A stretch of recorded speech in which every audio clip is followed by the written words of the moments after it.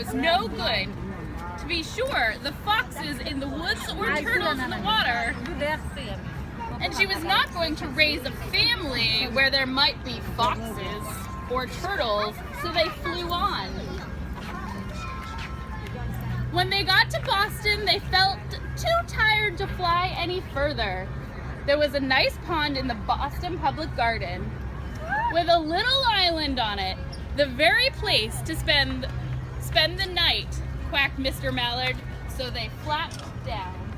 And that's not a true story. I think so.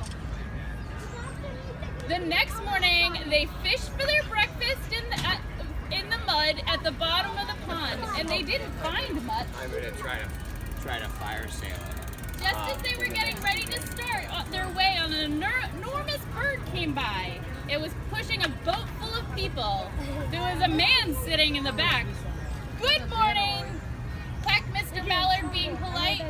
The big bird was too proud to answer, but the people on the boat threw peanuts into the water. So Miss Mallard followed them all the way around the pond and got another breakfast. Imagine having peanuts for breakfast? Yeah.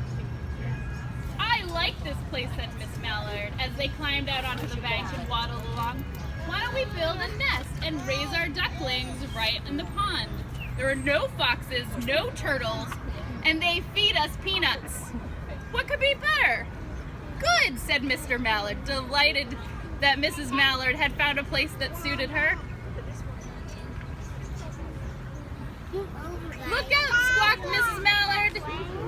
"All dither, you'll get to run around." So she got up her breath and this is no place for babies and all the horrid things rushing about. We must look somewhere else to go.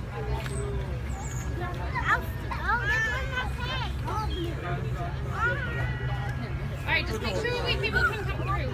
Yeah. We're good.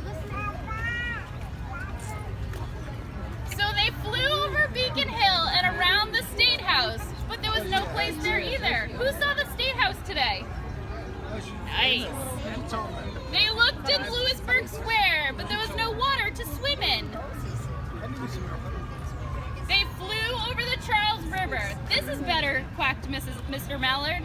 "That island looked like a quiet place. This is only a little way from the public garden." "Yes," said Mrs. Mallard, remembering the peanuts. "That's just the right place for ducklings." So they found a cozy spot along the bushes near the water and settled into their nest. Only in that time they began to molt.